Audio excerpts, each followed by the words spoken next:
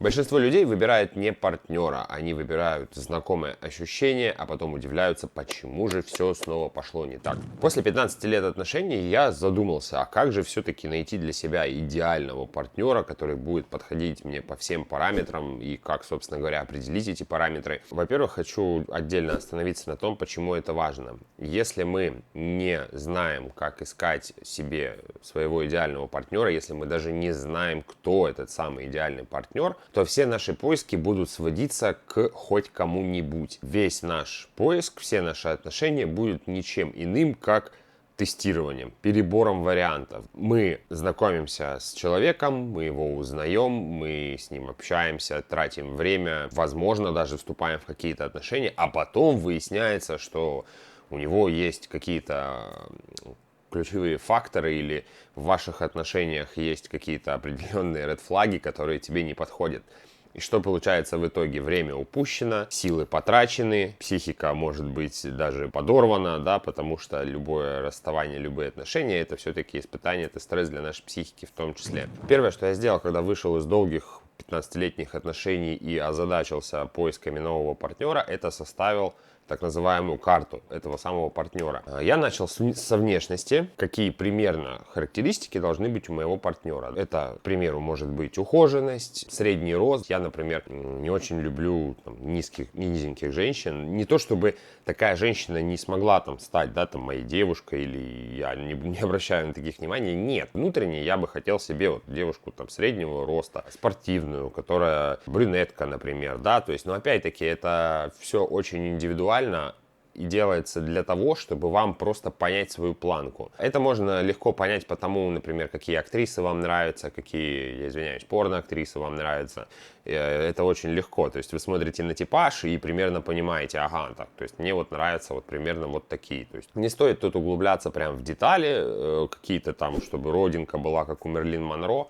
Просто важен типаж, основные такие параметры, которые будут работать как фильтр. Самое это ключевое, да, мы же занимаем позицию сейчас не хоть кого-нибудь, а мы занимаем позицию выбора, мы же хотим выбрать себе партнера. Другое дело, конечно, как его найти, привязать и удержать и так далее, это об этом тоже в других видео поговорим. Как только мы определились с типажом, мы уже на самом деле проделали большую работу, потому что мы уже в голове представляем, а что мы в идеале хотим рядом с собой видеть по внешности. Понятно, что многие из вас могут сказать, что, слушай, внешность прокачивается одеждой, косметологами, фитнесами, спортзалом, но вы кто? Вы блядь, извините за сравнение игровое, вы саппорт какой-то, вы не знаю, хиллер или что. Нет, вы же ключевой игрок, понимаете? То есть и вы должны одним точным метким ударом находить себе то, что подходит именно вам.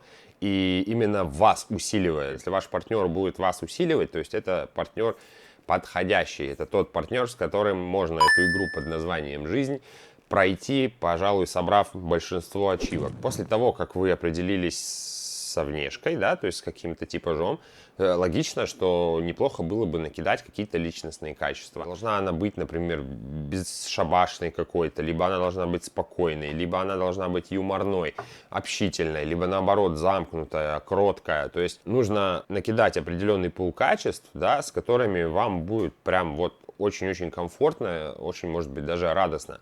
Опять-таки, тут не стоит куда-то уходить в раздувание, да, какое-то. Я имею в виду, не стоит накидывать 100 качеств, потому что чем больше вы качеств таких накинете, тем меньше выборка в итоге у вас итоговая будет по женщинам или по мужчинам. Поэтому тоже не стоит, берите только самое основное. То есть мне, например, важно, чтобы она понимала мой юмор, чтобы она сама могла пошутить, чтобы она была легкая на подъем, трудолюбивая, и так далее, и так далее. То есть это уже мои приколы, у вас будут свои приколы. И третье, с чем нужно определиться, это то, как вы хотите, чтобы ваш партнер проявлял себя в отношениях.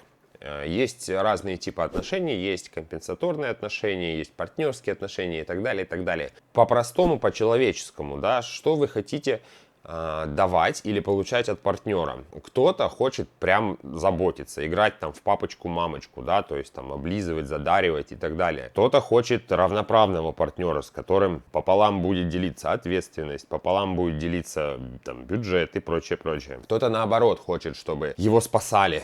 Вот он весь такой из себя по жизни несчастный, и он ищет партнера, который бы был ему там опорой и поддержкой, который бы постоянно его там вытаскивал из всяких депрессивных, психотических состояний или еще каких-то. Вы поняли мысль. Определите просто, как вы хотите, чтобы ваши отношения выглядели. Определите 3 вот этих параметра, и вам уже намного легче станет искать нужного человека. Во-первых, потому что вы не будете бросаться на все подряд. Вы встретите, например, смазливую там девочку или мальчика, да, в зависимости от того, там, мужчина ты или женщина. Вы уже начнете на человека, вернее, смотреть не просто как на набор каких-то внешних параметров. Вы начнете сразу понимать, что с этим человеком вам стоит ожидать. То есть будет ли это просто какие-то встречи кратковременные, будет ли это просто там единичный, может быть, ну пару раз там, да, секс какой-то. Может быть, это будут длительные отношения. То есть вы уже с полувзгляда начнете понимать, ваш этот человек или не ваш этот человек. Но вы сейчас скажете, слушай, ну ты же по-любому забыл еще один пункт, да? И правда, это так. Деньги. Деньги, заработок и все, что с этим связано, все зависит от вашего конкретно возраста. Я подразумеваю, что если вы там школьник или студент, да, вам не столь важно, сколько зарабатывает ваш партнер, потому что вы оба на родительском обеспечении, как правило. Чем старше вы становитесь, тем важнее этот пункт, опять-таки, начинает ролять, да. Тут на самом деле все просто, вы для себя определяете планку, с которой вы готовы мириться, то есть хорошо, да, если ваш партнер зарабатывает очень много, но при этом не стоит отсеивать партнеров, да, которые зарабатывают чуть меньше, но по вайбу будут с вами совпадать, потому что партнер может быть обеспеченным, например, но вам с ним будет вообще крайне тяжело, например, общаться, и такие случаи были у меня, у моих знакомых, когда вроде все есть, тебя там подарками задаривают, чем хочешь вообще, внимание и все прочее, но человек ну вообще, ну тебе с ним поговорить даже тяжело, потому что, ну просто минус вайб. Все вышесказанное имеет очень большое значение, но,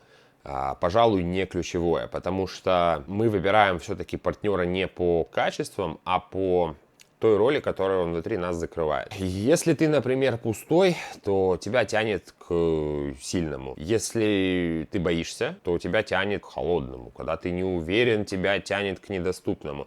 И так далее, и так далее. Я считаю, что вот фразу «идеальный партнер» вернее было бы переименовать в подходящий партнер. Какие признаки подходящего человека? Рядом спокойно, то есть тебя не качает, тебя не штормит от любви до ненависти, от желания до отвращения и так далее. Тебе просто спокойно, комфортно, вот есть ощущение, что все на своих местах. Тебе не нужно что-либо заслуживать. Тебе не нужно доказывать свою ценность. Ты ценен для него априори. Следующий признак, знаете, как бы сформулировать, можно быть неудобным и не бояться потерять. Думаю, всем знакомо чувство, когда ты делаешь что-то для того, чтобы лишь бы угодить партнеру, да. Если вы можете себе позволить быть неудобным, быть недоступным в определенное время, быть занятым в определенное время, отдавать предпочтение своим каким-то приоритетам, и при этом вы не боитесь этого человека потерять, вы знаете, что этот человек, он либо поймет, либо примет, но ни в коем случае не будет перетягивать одеяло на себя. Это тоже признак подходящего человека.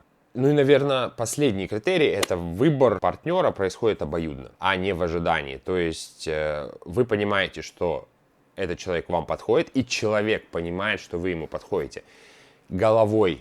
Он понимает это головой, и вы понимаете это головой. Чтобы не держать весь этот ворох информации одновременно в голове, да, ходя и сканируя там каждого встречного по определенным критериям, есть на самом деле очень простой вопрос, который вы можете себе задать: я выбираю этого человека или я надеюсь, что со мной наконец-то все будет хорошо? Либо вариации этого вопроса, да. Если второе, то это не выбор, это компенсация. Просто запомните, что правильный партнер, он появляется не тогда, когда ты готов к отношениям, а когда ты перестаешь использовать отношения, чтобы закрыть в себе дыры. Вот тогда появляется правильный партнер. Пока-пока.